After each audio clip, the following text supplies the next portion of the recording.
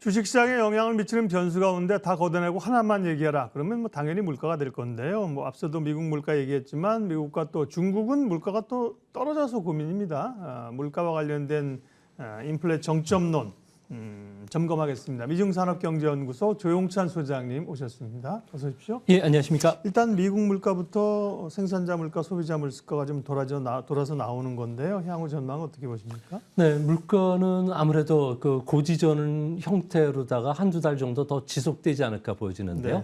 네. 미국의 소비자 물가 지수의 선행 지표가 있습니다. 독립자 사업 그 연맹에서 조사하고 있는 중소기업의 낙관 지수라고 있는데요. 네. 이를 보면은 그 판매 가격 계획이라고 이제 중소기업이 3개월 뒤에 가격 인상을 묻는 항목이 있습니다. 여기에서 5개월 만에 상승세로 돌아서면서 34까지 올랐는데요. 인건비 상승분을 이제 제품 가격에 소기업들도 반영시키고 있다는 겁니다.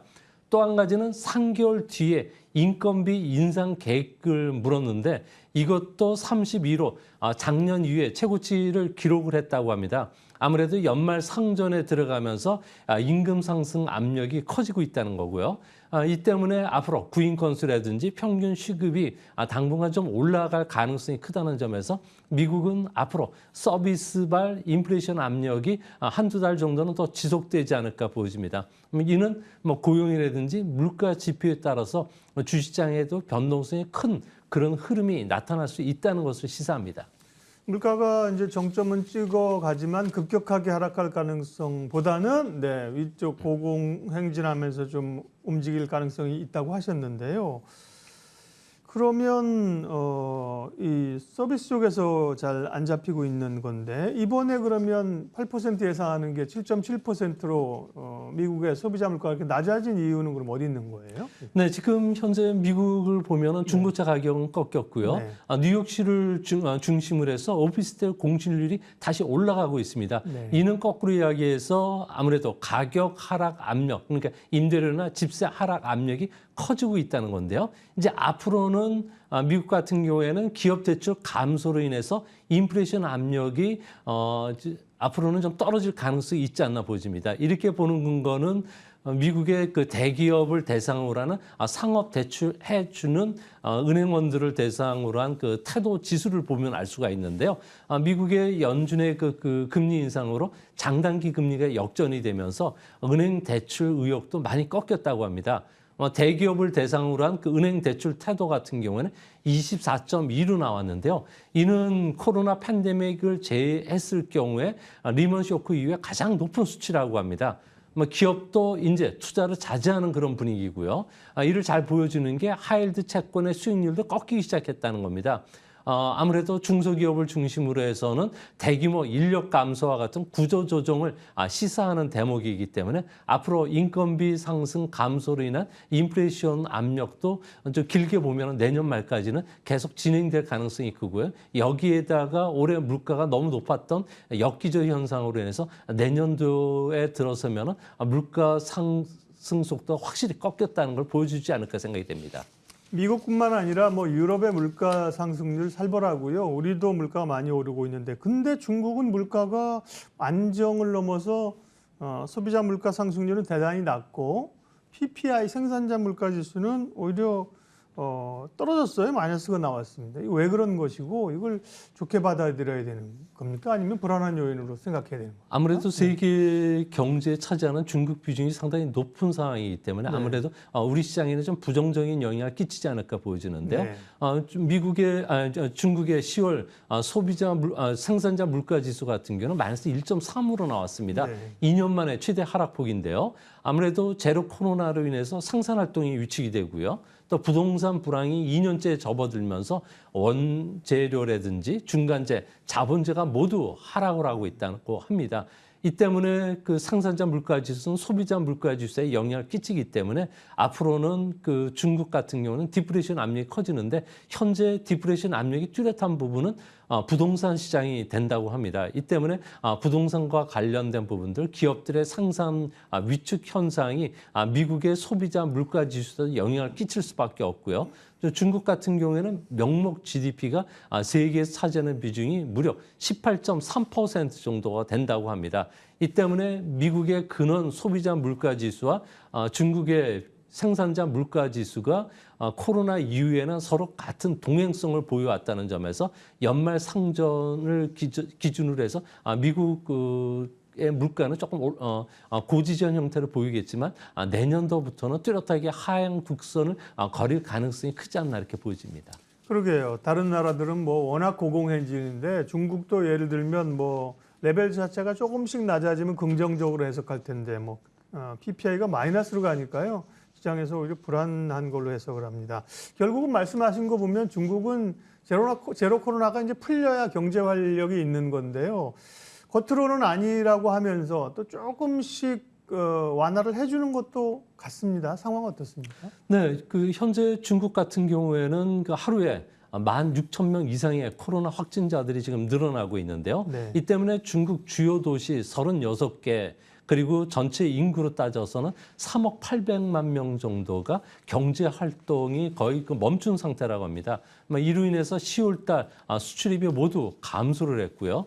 이로 인해서 주민들의 좀 불만이 좀 고조가 되니까 중국 정부 입장에서는 지방 정부로 하여금 의무 격리 기간을 좀 단축시키고 PCR 검사도 매일같이 하던 거를 이틀에 한 번씩 쪽으로 이제 방향을 좀 틀기 시작했습니다. 여기에 부동산 시장과 관련해서 어저께는 포괄적인 금융 지원책을 발표했는데요.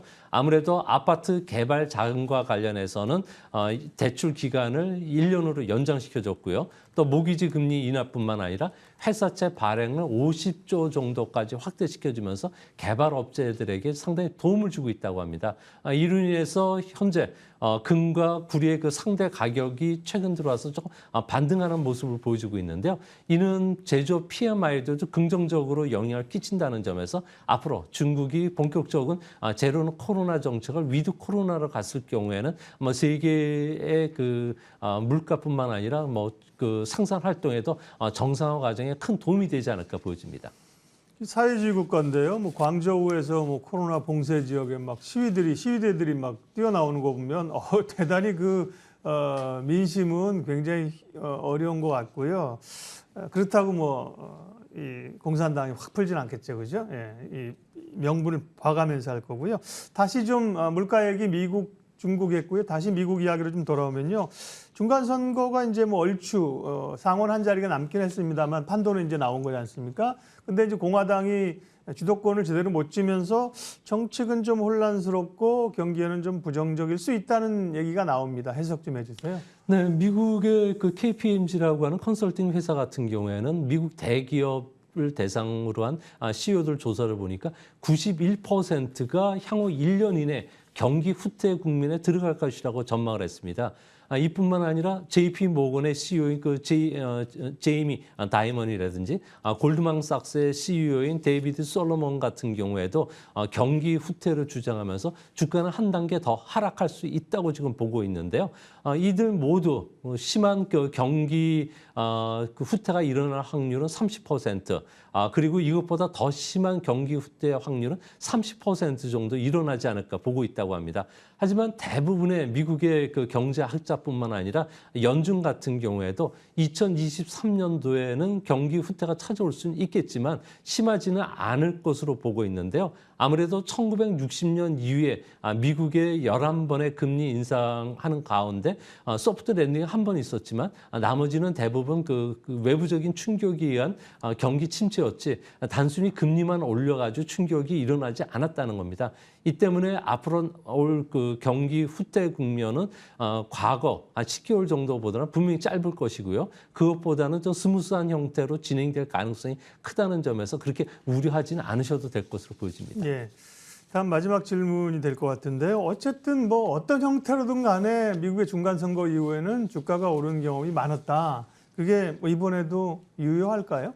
네, 이번에도 저는 네. 충분히 가능할 것으로 보여지는데요. 네. 미국 같은 경우에도 그 이성적으로 설명할 수 없는 아노말리, 그러니까 경험적으로 나타나는 법칙 중에 하나가 5월에 주식시장을 팔고 떠나고 10월 말부터는 사라는 이야기 있는데 아무래도 이번에도 이런 게 적용되지 않을까 보여집니다. 미국 같은 경우는 1942년 이후에 22차례 중간 선거 때를 일어날 때를 보면 10월 말부터 이듬해 4월까지는 주식시장이 한 번도 빠진 적이 없었다고 합니다. 이번에도 금리 인상과 관련해서도 현재 그 10년물 국제 수익률이 4.1%에서 3.6%로 빠졌는데요.